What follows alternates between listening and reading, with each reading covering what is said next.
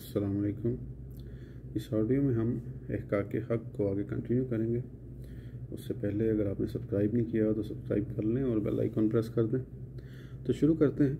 पंडित ने ये आया करीमा वला तक़ूलू लिमन युक़्तलू फ़ी सबीलिल्लाहि अमवातुन पर यह एतराज़ किया है, भला खुदा की राह में मरने मारने की क्या ज़रूरत है।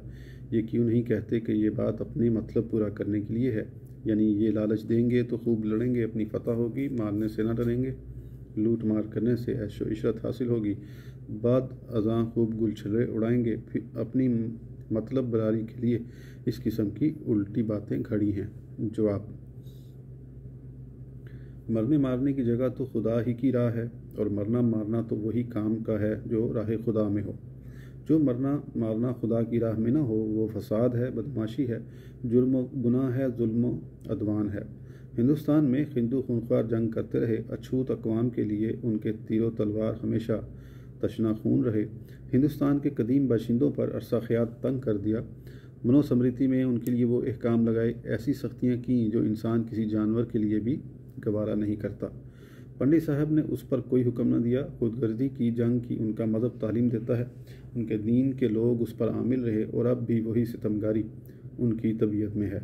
हिंदुस्तान की सरजमीन बेगुनाहों के खून से रंग डाली, मगर पंडित साहब ने उसकी निस्बत एक लफ्ज़ न कहा, ना उन किताबों को अपने दीन से खारिज किया जिनमें ये तालीम दी गई है। राह खुदा में जान देना तो बड़े बुलंद हौसला, आली हिम्मत खुदा परस्तों का काम है। हक़ व सदाकत के शदाई राह हक़ पर कायम रहते हैं। दुनिया की कौमें और ज़ालमाना ताकतें उन पर बलाए नागहानी की तरह टूट पड़ती हैं और सालकान ने राह हक़ को जावा सिद्को सफ़ा से हटाने के लिए जोरो जफ़ा के पहाड़ उन पर ढाए जाते हैं। इम्तहान गाह सदाकत में ये उनकी आजमाइश का वक्त होता है। रास्तबाज खुदा परस्त बलाओं की इन भयानक घटाओं की कुछ परवाह नहीं करते, गर्दनें कटवा लेते हैं मगर राह खुदा से कदम नहीं हटाते। सातकुल नहद ईमानदारों को तेगो सनान और लश्कर फ़ौज वफ़ाई अहद से मुनखरिफ नहीं कर सकते। लज़्ज़त अतात व इबादत के मतवाले याद खुदा में मस्त रहते हैं, ख्वाह कोई उनके खून बहाए या सर काटे, दौलत व माल छीने या घर लूटे, मगर उनके इस्तक़लाल व इस्तकामत में फ़र्क नहीं आता। मैं तौहीद के मस्ताने सर देकर सौदाए मोहब्बत ख़रीदते हैं। अहले बातिल में ये हौसला कहाँ, दुनिया परस्तों को इस जज्बे की क्या ख़बर। दुनिया को इस सिद्क़ व रास्ती ने हैरत में डाल दिया, इस वारफ्तगी व सदाकत ने मुतखय्यर कर दिया। बेरमाउना के वाक़े में कुफ़ार ने 70 हाफ़ज़ा कुरान सहाबा कराम को धोखे से ले जाकर शहीद कर दिया। उन हज़रात ने दुश्मनाने दीन का खून न किया था, माल न लिया था और किसी तरह की अदावत न थी, वजूद उसके कि वो दिलो ज़बान से ला इलाहा इल्लल्लाह मुहम्मद रसूलुल्लाह के मुअत्तक़द व कायल थे। उनसे यही कहा जाता था कि तुम ये कहना छोड़ दो, फिर जो चाहो तुम्हारे लिए हाजिर है। मालो दौलत भी, खूबसूरत व हसीन लड़कियां भी, अगर उससे बाज ना आए तो तुम्हें सूली देकर या तेल में जलाकर सख्ती के साथ हलाक कर दिया जाएगा। मगर उन सादिक़ अहद वफ़ाशारों ने दौलत दुनिया को ठुकरा दिया और सूली की परवाह न की। कलमा शरीफ पढ़ते पढ़ते जाने दे दी। और हक़ ये है कि सिद्क़ व हक़ानियत के जलवे देखने वाले ही फ़िदाकारी कर सकते हैं। जिन्हें अपने दीन में हक़ानियत की दिलकश रोशनी नज़र न आई हो, वो बेचारे फ़िदाकारी की लज़्ज़त से क्या ख़बरदार होंगे। जो दीन खुद इस दीन वालों की नज़र में इस काबिल ना हो कि उस पर जानिसारी की जाए, उसका बतलान और किसी दलील का मुहताज नहीं रहा। मुसलमानों पर मारने का इल्ज़ाम जिसका बड़ा गुआ है और बेजा तौर पर मुसलमानों को मुतहम और बदनाम किया जाता है, पहले उसकी हकीकत सामने लाइए, वाक़यात की तहकीक कीजिए, उसके बाद हुक्म लगाइए। ये तो बड़ी जहालत है कि वाक़यात को तो ना देखा जाए और महज तोहम या अनाज से किसी को मोर्द इल्ज़ाम बनाया जाए। हज़रत पुरनूर सैयद अंबिया मोहम्मद मुस्तफ़ा सल्लल्लाहु ताला अलैहि वसल्लम ने दुनिया को इस्लाम की दावत दी और दीन इलाही को कबूल करने की हिदायत फरमाई और किताब इलाही कुरान करीम को पेश फरमाया। इस कुरान पाक के मानने पर किसी को शमशेर से मजबूर न किया, न जबर से काम लिया, बल्कि कुरान पाक के किताब इलाही होने का ऐसी ज़बरदस्त दलील से सबूत दिया जिसने तमाम दुनिया को साकित कर दिया। हुज़ूर सल्लल्लाहु ताला अलैहि वसल्लम की विलादत मुबारक अरब में हुई, नशोनुमा अरब में पाई, अरबों की गोदों में रहे, अरबों में जवान हुए, अरबों की ज़बान में कलाम फरमाया। किसी दूसरे मुल्क में तालीम हासिल करने तशरीफ़ ना ले गए, बल्कि अपने मुल्क में भी किसी के सामने शागिर्द बनकर ना बैठे। किसी से एक حرف نہ سیکھا، باوجود اس کے آپ جو کتاب لائے وہ عربی میں تھی۔ زمانہ ایسا تھا کہ عربی علم و ادب انتہائی عروج پہ تھا، فصحا بلغاء سے ملک بھرا ہوا تھا، فصاحت و بلاغت و زباندانی کا شہرا تھا، نظم و نثر کی اعلیٰ ترین دستگاہ رکھنے والوں سے ملک بھرا ہوا تھا، زبان کے ماہر غرور یکتائی کے نشے میں چور تھے۔ اسی حالت میں حضور سید انبیاء صلی اللہ تعالیٰ علیہ وسلم جو کتاب لائے، اس کے ساتھ یہ اعلان تھا کہ یہ کتاب فصاحت و بلاغت میں اپنا نظیر نہیں رکھتی، کسی صاحب کمال کی مجال نہیں کہ وہ اس کا مثل بنا کر پیش کر سکے۔ تمام مخلوق جن و انس کو اعلان دے دیا گیا کہ یہ کتاب الہی ہے، اس لیے کسی مخلوق کی قدرت میں نہیں کہ اس کا مثل بنا سکے۔ جب تمام جن و انس اور کل کائنات قرآن پاک کا مثل پیش کرنے سے عاجز رہی اور مقتدرت مخلوق سے اس کتاب پاک کا نقل بنانا لاممکن ہوا، تب اس کے کمال و بے مثالی کے اظہار کے لیے اور ترقی کی، اور فرمایا کہ اگر تم سب مل کر ایک دوسرے کے مددگار ہو کر بھی قرآن پاک کا مثل بنانے سے عاجز رہے تو اتنا ہی کرو کہ فقط 10 صورتیں اس کی مثل بنا لاؤ، یہ تو اس کا چھوٹا سا حصہ ہے۔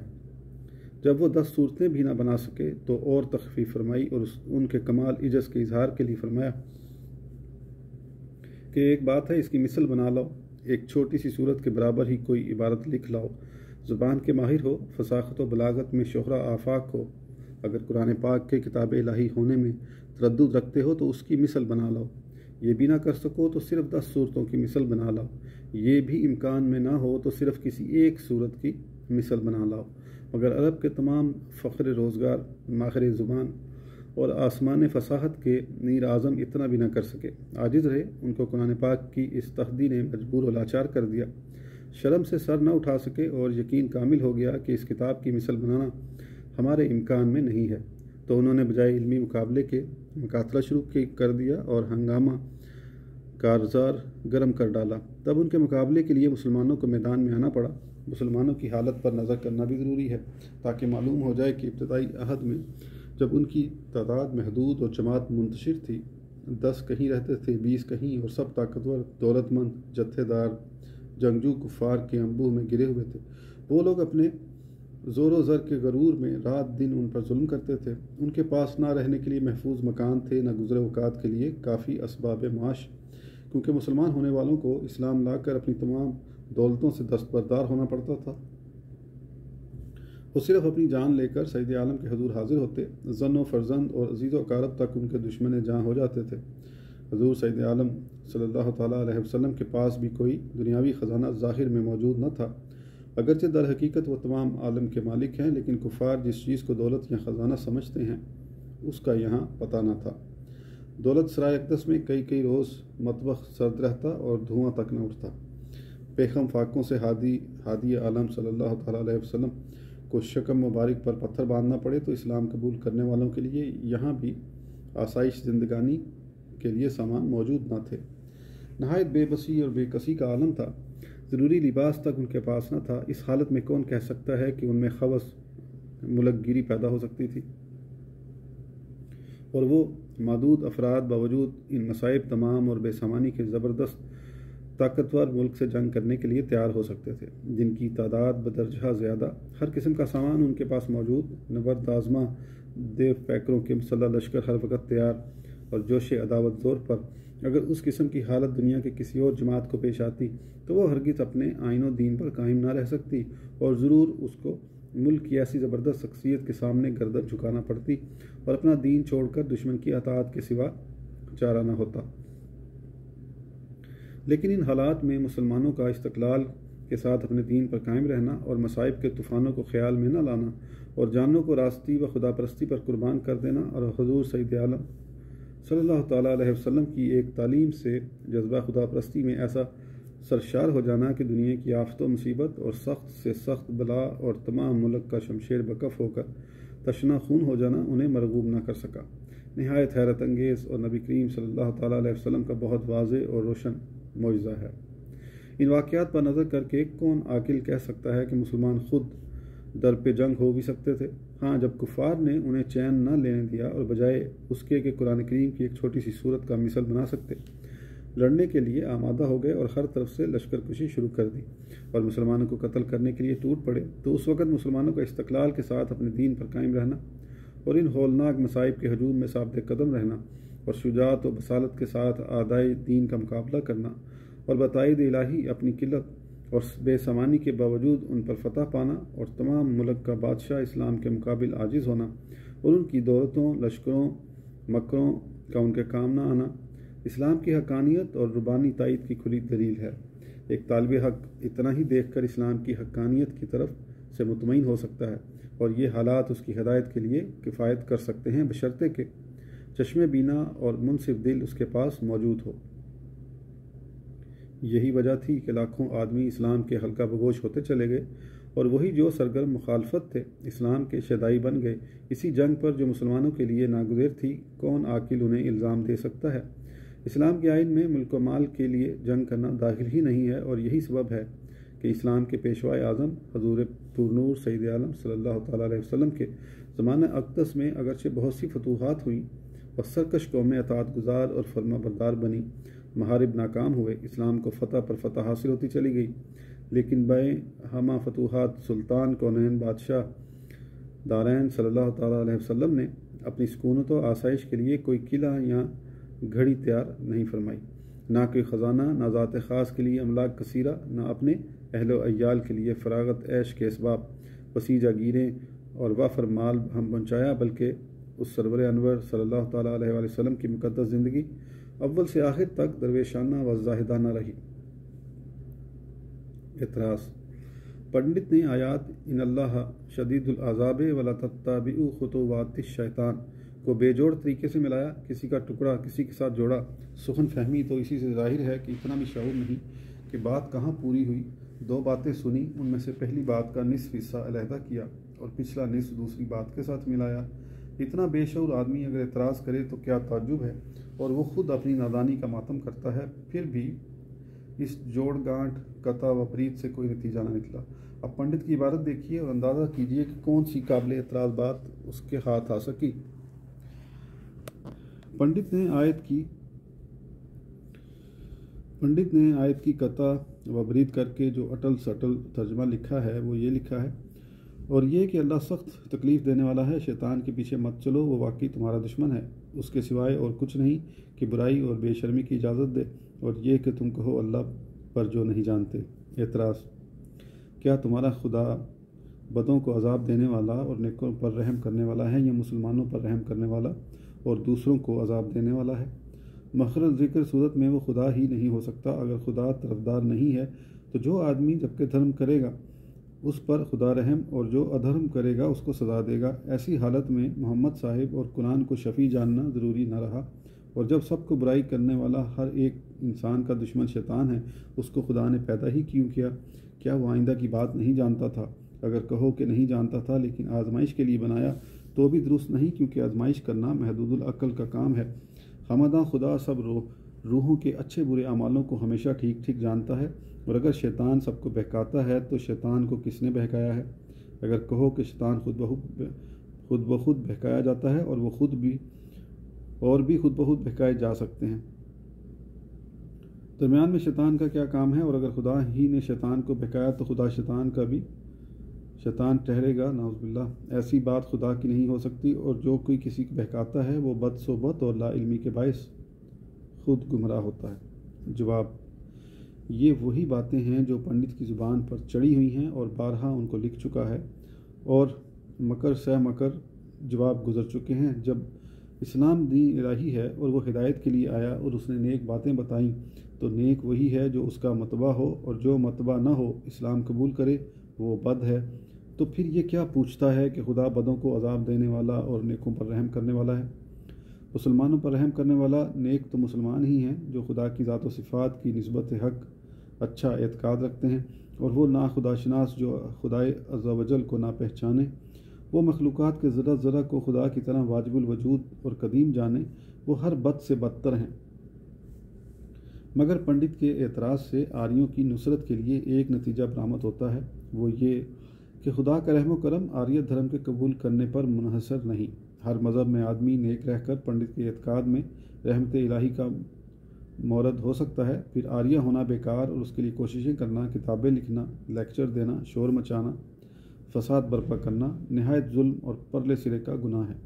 اسی طرح پنڈت کا یہ اعتراض بھی لا یعنی ہے کہ جب شیطان انسان کا دشمن ہے تو خدا نے اس کو پیدا ہی کیوں کیا؟ ایسی بات تو معمولی سمجھ کا انسان بھی زبان پر لانا گوارا نہ کرے گا۔ سانپ، بچھو، بھیڑیے، شیر، ریچھ اور موذی جانور سب انسان کے دشمن ہیں۔ وہ کیا خدا کے سوا کسی اور نے پیدا کیے ہیں؟ اور خود مسلمان اور عیسائی جنہیں آریہ اپنا دشمن جانتے ہیں، وہ ان کی طرف سے دل میں بہت عناد غضب رکھتے ہیں، انہیں بھی خدا ہی نے پیدا کیا۔ تو پنڈت جی نے کبھی ایشور کو ٹیلی فون نہ کیا کہ آپ سے یہ کیا غلطی ہوئی کہ ویدک دھرم کا ناس لگا دینے والوں کو آپ نے پیدا کر کے مدت ہائے دراز تک دھرماتماؤں کو ان کی غلامی کی ذلتوں میں مقید رکھا؟ اگر آپ جانتے تھے کہ یہ ادھرمی ہیں تو آپ نے پیدا ہی کیوں کیا، اور اگر نہ جانتے تھے تو بائیں جہالت ایشور ہونے کا دعویٰ جھوٹا ہے۔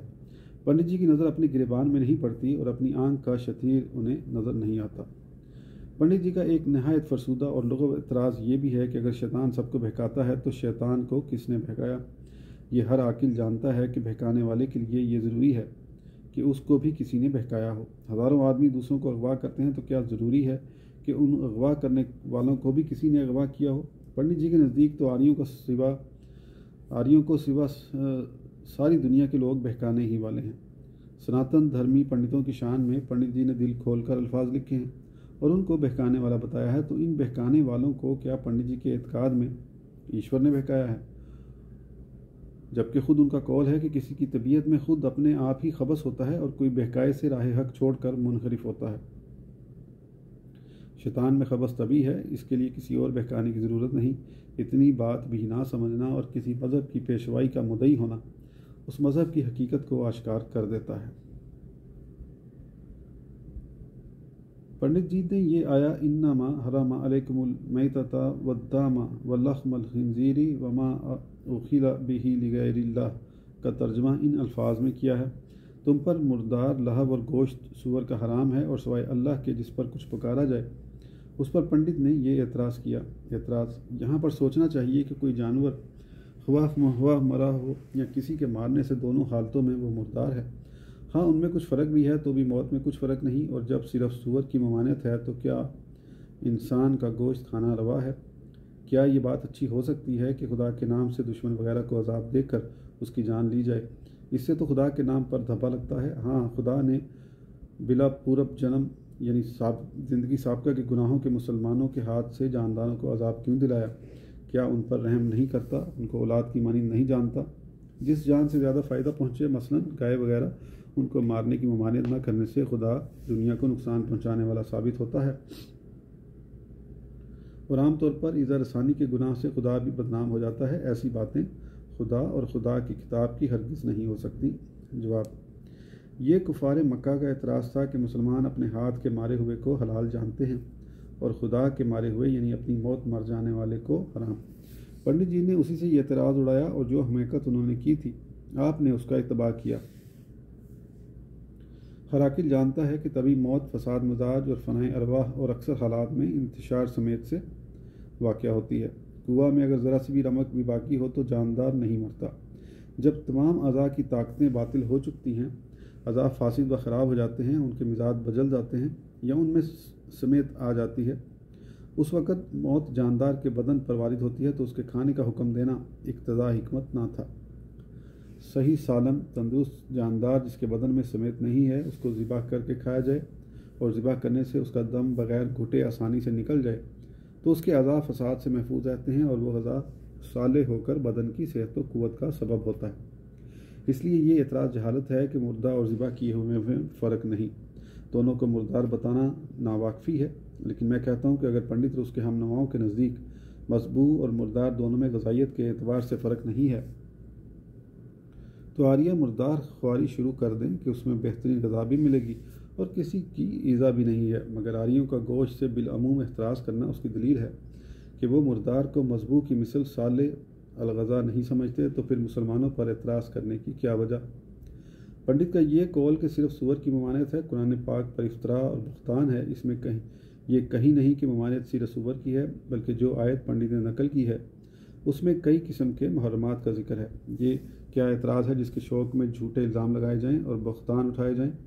رہا مذبوح کا بنام خدا ذبح کرنا، یہ ایک عارفانہ تعلیم ہے کہ جب تم نفیس غذا یعنی حیوان کے گوشت کا ارادہ کرو تو تمہارا فرض ہونا چاہیے کہ رب النعمت یعنی اپنے اور اس کے خالق کی یاد کرو اور اس کا نام لو۔ اب اس میں مومن کو مشرکین کے اطوار و عادات سے بچانا اور شبہ و شائبہ شرک سے محفوظ رکھنا بھی مد نظر ہے، کیونکہ مشرک بتوں کے نام پر جانوروں کی قربانی کرتے ہیں، تو مومن کو خدا کے نام کا اعلان کر کے ظاہر کر دینا چاہیے کہ ان کا فعل مشرکین کے افعال کی طرح باطل اور نجاست شرک سے آلودہ نہیں، اور جو گوشت وہ کھانا چاہتے ہیں وہ اس جانور کا نہیں ہے جس کی جان بتوں کے نام پر بے فائدہ ضائع کی گئی ہو اور اس کا ذبح شرک اور خدائے وحدہ لا شریک لہ سے بغاوت ہو۔ پنڈت جی نے اسی سلسلے میں ایک یہ بھی اعتراض کیا ہے، ہاں خدا نے بلا پورب جنم یعنی زندگی سابقہ کے گناہوں کے مسلمانوں کے ہاتھوں سے جانداروں کو عذاب کیوں دلایا؟ آریہ سوچیں، پنڈت صاحب کا یہ اعتراض مسلمانوں پر ہوا یا آریوں پر؟ جب پنڈت کے اعتقاد میں ہر جاندار کی راحت و تکلیف اس کے عمل کی جزا اور پرکرتی کا پھل ہے، تو ضرور مذبوح جانور اپنے سابقہ اعمال سے ذبح کا مستوجب تھا، اور ایشوری عدل و داد کی روح سے اس کا ذبح ہونا عین انصاف اور نہایت ضروری تھا۔ تو مسلمانوں پر ایذا رسانی اور بے رحمی کا اعتراض پنڈت کے اپنے عقیدے کے خلاف ہے، بلکہ وہ بندے جن کے ہاتھ سے اس نے احکام عدل جاری کرائے اور مستحق سزا کو سزایاب کرایا، ضرور مقبول و مقرب اور اپنے کارساز کی مرضی کے تابع ہیں۔ جس طرح مجسٹریٹ شاہی قانون کو نافذ کر کے بادشاہ کے احکام عدل و انصاف کو عمل میں لاتا ہے اور ایوان حکومت میں صاحب منصب مانا جاتا ہے، ایسے ہی وہ بندے جو لائق سزا مخلوق کو سزا دے کر خداوندی انصاف کا قانون نافذ کرتے ہیں، خدائی حکومت میں منصبدار اور اس کے مقبول ہیں۔ یہ سمجھ کر تو پنڈت اور اس کے ہم اعتقادوں کو مسلمانوں کے سامنے گردن نیاز جھکا دینا چاہیے اور ان پر اعتراض کر کے ایشور کا مجرم اور پاپی نہ بننا چاہیے۔ اور اگر پنڈت یا اس کے ہم نوا یہ کہیں کہ جانور کا عمل تو ایسا نہ تھا کہ جس پر وہ قتل کی سزا کا مستحق ہوتا، نہ ایشور کی دی ہوئی عمر ابھی تمام ہوئی تھی، بلکہ ایشور کی عطا کی ہوئی عمر کے بہت سے سال ابھی باقی تھے، لیکن مسلمانوں نے بغیر سابقہ عمل کے بے گناہ جانوروں کو وقت سے پہلے مار دیا اور ایشور کی دی ہوئی عمر کو پورا ہونے نہ دیا۔ تو اب یہ بتائیں کہ ایشور زبردست ہوا یا مسلمان؟ ایشور کی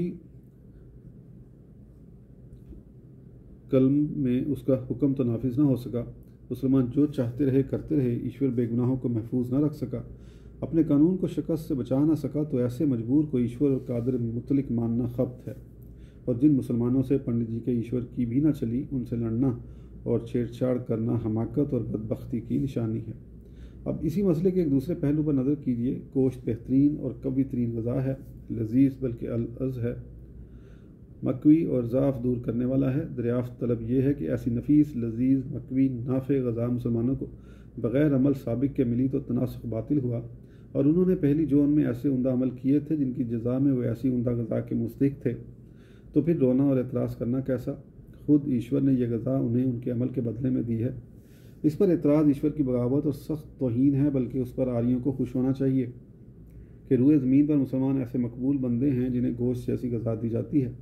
ہاں ایک وجہ رنج کی یہی ہے کہ مسلمانوں کو تو لذیذ کھانوں سے قوت و طاقت دی جاتی ہے، اور آریوں کو عمر بھر دال اور ساگ کھانے کو دیے جاتے ہیں، عمدہ غذا سے زندگی بھر محروم رکھے جاتے ہیں۔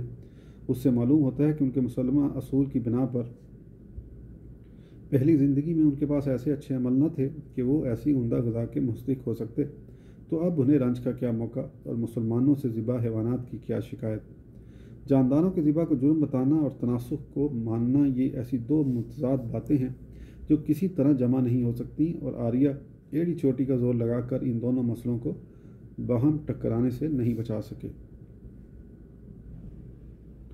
اس سے عجیب تر معترض کی یہ نابینائی ہے کہ مسلمانوں کے ذبح گاہوں کو تو اس نے اپنے عقیدے کے خلاف ظلم اور تکلیف بے سبقت عمل مانا، لیکن اپنی گو ماتا کو عمر بر رسی باندھ کر ذلیل ترین قیدی کی طرح مقید رکھنا اور اس کے نوزائیدہ بچے کو بغیر کسی پچھلے عمل کے اس کی ماں کے سامنے علیحدہ باندھ دیا اور جاندار کی قدرتی غذا اس سے چھین لینا، بچے کی محبوسی قید، بھوک پیاس میں ٹکرانے، ماں کے پاس پہنچنے اور دودھ پینے کو ترسنے کی روح فرسا اور جگر کو پاش پاش کر ڈالنے والی مصیبت میں گو کو مبتلا کرنا، اور بچے کی بے کسی اور بے بسی کے دردناک مناظر اس کی ماں کی نگاہوں کے سامنے لانا، اور پھر بچے کا دودھ چھین کر پی جانا، یہ دودھ دینے میں اگر گائے راضی نہ ہو اور خداداد غذا کو وہ اپنے بچے کے لیے بچا کر رکھنا چاہے تو اس کے پھاند باندھنا، ڈھنگنا ڈالنا، لاٹھیوں سے مارنا، طرح طرح کی ایذائیں دینا، جس میں تمام ہندو مبتلا ہیں، تمام آریہ گرفتار ہیں، کرنوں سے ان کی نسلیں یہ ستمگاری کرتی چلی آئی ہیں، یہ کیوں ظلم نہیں؟ پنڈت نے اس کی مخالفت کیوں نہیں کی؟ اپنے معتقدین کو اس بے رحمی سے کیوں نہیں روکا؟ اس سے بڑھ کر وہ مصائب ہیں جو ان کی ماتا گو کے شوہر بیل مہراج پر نازل ہوتے ہیں۔ لالا اور پنڈت سب انہی کے قابو کرنے کے لیے نتھ ڈالتے ہیں اور پتا جی سے سواری لیتے ہیں، اور اگر وہ آہستہ چلے تو آریے مار مار کر لہو لہان کر ڈالتے ہیں۔ کیسے سعادت مند پتر ہیں جنہیں کبھی پتا جی کی تکلیف کا دھیان بھی نہیں آتا۔ زمین جوتنے میں بیل کی کیسی مرمت کی جاتی ہے، اس کی ساری زندگی پٹتے کٹتی، مار کھانے اور رات دن مصیبتیں جھیلنے میں گزرتی ہے۔ بغیر سابقہ عمل کے یہ تمام طریق ظلم ہوا، اور ایسے ظلم ہوا کہ ملک کے ہر بیل پر زندگی بھر یہ ظلم ہوتا ہی رہا۔ اسی طرح دوسرے حیوانات، ہاتھی، گھوڑے، خچر وغیرہ کو مقید کر کے کیا کیا تکلیفیں نہیں دی جاتی، مگر پنڈت جی نے کبھی آریوں سے ان بے محابہ مظالم کے ترک کر دینے کی اپیل نہیں کی۔ اس سے ثابت ہو گیا کہ ان حیوانات پر حکومت، تسلط اور اپنے اختیار سے انہیں کام میں لانا انسانی حق ہے، کوئی قابل اعتراض بات نہیں۔ تو پنڈت کا اعتراض ہر پہلو سے لغو، باطل اور غلط ہے۔ اب ایک پہلو پر اور نظر ڈالیے تاکہ آپ کو معلوم ہو جائے کہ ذبح گاؤ کا کام جس کے مسلمان مرتکب ہیں، ہندوستان اور یہاں کے باشندوں پر عظیم ترین احسان ہے، اس لیے کہ ہندوستان کے وسیع ملک میں مسلمانوں کی لاکھوں بستیاں، ضلع، شہر، قصبے ایسے موجود ہیں جن میں روزانہ بکثرت گائے ذبح کی جاتی ہے۔ اگر یہ فرض کیجیے کہ 8 کروڑ مسلمانوں میں سے 4 کروڑ ایسے ہیں جو گائے کا گوشت نہیں کھاتے، باوجود یہ کہ ہرگز یہ نسبت نہیں ہے، مسلمانوں میں گوشت کھانے والوں کا تناسب 80% سے اسی طرح کم نہیں ہے، لیکن اگر انتہا درجے کی کمی کی جائے اور یہ فرض کر لیا جائے کہ ایک گائے کو 200 مسلمان کھاتے ہیں، یہ بھی فرض اول ہے، ورنہ اوسطاً فیصدی ایک گائے کی نسبت بڑی ہے، لیکن کم سے کم آپ یہی مانیے کہ ایک گائے 200 آدمی کھاتے ہیں تو 4 کروڑ آدمی 2 لاکھ گائے کھائیں گے۔ اس حساب سے کم از کم 2 لاکھ گائے صرف ہندوستان میں روزانہ ذبح ہو جاتی ہے۔ یہ اس صورت میں ہے جبکہ مسلمانوں کی نصف تعداد کو گاؤ خوار نہ مانا جائے، باقی نصف کی غذا بھی اتنی قلیل مانی جائے۔ لیکن اب آپ غور کیجئے کہ جس ملک میں روزانہ 2 لاکھ گائے صرف مسلمانوں کی خوراک میں آ جاتی ہو اور صدیوں سے مسلمان اسی نسبت سے گوشت کھاتے رہے ہوں، باوجود اس کے پھر گائے کی قلت نہ ہو، گوشت کی گرانی نہ ہو، باوجود ہندوؤں کی کوششوں اور رکشا خانوں کی بھرتیوں اور گو شالوں کی حفاظتوں کے گائے بغیر گرانی کے نہایت آسانی سے اس کثیر تعداد میں روزانہ بہم پہنچ جاتی ہو، تو اگر 1 سال کے لیے مسلمان گائے کا ذبح ترک کر دیں تو ہندوستان میں گایوں کی تعداد 7 کروڑ 30 لاکھ سے زیادہ ہو جائے، اور لالا لوگ اپنی غذا کے دانے بھی انہیں کھلا دیں تو بھی انہیں کفایت نہ کرے، تمام جنگل ویران ہو جائیں، سبزے کا نام و نشان کہیں باقی نہ رہے، غلہ بھی ان کی ماتا جی کھا جائیں، جب بھی بھوکی کی بھوکی رہیں، ملک تباہ ہو جائے۔ کبھی اس تحریک کی معقولیت پر ہندوؤں نے غور نہیں کیا۔ اب پنڈت جی سے پوچھیے کہ اگر مسلمان گوشت کھانا ترک کر دیں تو ہندوؤں کے ایشور سے بھی ملک کا انتظام نہ ہو اور گاؤں کی بڑی ہوئی تعداد ہندوستان کی ساری پیداوار ختم کر جائے، پھر بھوکی رہے۔ یہی وجہ ہے کہ مسلمانوں کی آمد سے قبل ہندوستان کی اقوام گائے کی قربانی اور اس کے ذبح کی عادی تھی۔ ہندوؤں کی کتابوں میں اس کے ناقابل انکار ثبوت ملتے ہیں۔ علاوہ بری گائے کے خون کا تنہا مسلمانوں پر الزام لگانا بھی انصاف کا خون ہے، جبکہ گائے کے اجزاء میں سے ایک جز گوشت تو مسلمانوں کے حصے میں آتا ہے، اس کو بھی تنہا مسلمان نہیں کھاتے، بلکہ بہت سی وہ قومیں بھی کھاتی ہیں جن کو مردم شماری میں ہندو لکھا جاتا ہے اور جن کی تعداد ہندو اپنے میں شامل کر کے نشستیں حاصل کرتے ہیں۔ گوشت کے علاوہ دوسرے اجزاء، سینگ، ہڈی، دانت، چمڑا، یہ سب ہندوؤں کے استعمال میں آتا ہے۔ بڑے بڑے بھگت بننے والے گھوڑوں کے ساز چرمی استعمال کرتے ہیں، باغیں ہاتھوں میں تھامے پھرتے ہیں، ہینڈ بیگ، سوٹ کیس وغیرہ بکثرت چیزیں چمڑے کی استعمال کرتے ہیں۔ پانی کے نلوں میں چمڑے کی کٹوریاں لگائی جاتی ہیں اور وہ ہمیشہ پانی میں ڈوبی ہی رہتی ہیں، پانی انہی پر ہو کر آتا ہے، وہی پانی استعمال کرتے ہیں۔ کروڑوں روپے کا چمڑا اور سینگ وغیرہ ہندوؤں کے استعمال میں آ جاتا ہے، تو کیا وجہ ہے کہ ہندو گو ماتا کے جسم کے اجزاء استعمال بھی کریں، چمڑے کی جوتیاں بھی بنائیں، ان پر گاؤ کشی کا الزام نہ آئے، سارا غصہ مسلمانوں ہی پر رہے؟ پھر چمڑے کی تجارتوں میں ہندوؤں کا دخیل ہونا یہ کیوں گو ہتیا نہیں بتایا جاتا، اور جو مال گائے کے اجزاء کی تجارت سے حاصل کیا جائے وہ ہندوؤں کے لیے کس طرح جائز سمجھا جاتا ہے؟ جب ہندوؤں کے نزدیک گائے کا ذبح کرنا اور اس کی جان لینا ظلم ہے، تو اس ذریعے سے جو دولت پیدا کی گئی वैसी ही है जैसे रहज़नी या कज़ाकी से सरबत हासिल कर ली जाए। लेकिन पंडित जी ने हिंदुओं की तरफ रुख नहीं किया। उनके एतराज़ की तोप का धाना फ़कत मुसलमान ही की तरफ है। हिंदू गौ हत्या भी करें तो उस पर चैन बेजबी नहीं होते। ये बात ज़रूर गौरतलब थी कि अगर हिंदू चमड़ा, सींग, हड्डी, दांत वगैरह गाय के अज़ा का इस्तेमाल मतलकन तर्क कर देते तो मुसलमानों के लिए इस कदर गनाह हो जाता कि उसे बड़े बड़े दौलतमंद ही खा सकते थे। गाय की कीमत तो चमड़े ही से हासिल होती है, इसलिए ज़िबा की जिस कदर भी कसरत होगी चमड़े के कारोबार की तरक्की से होगी। तो इस ज़िबा का ज़िम्मेदार हिंदू को ठहराना चाहिए था, बल्कि पंडित जी ने उन्हें बिल्कुल साफ छोड़ दिया। उससे मोतरस की नीयत और कदूरत कल्ब का पता चलता है। आज की ऑडियो के लिए इतना ही, फिर इंशाल्लाह अगली ऑडियो में आगे कंटिन्यू करेंगे। सब्सक्राइब करना ना भूलें। उस वक्त तक के लिए इजाज़त दीजिए। अल्लाह हाफ़िज़।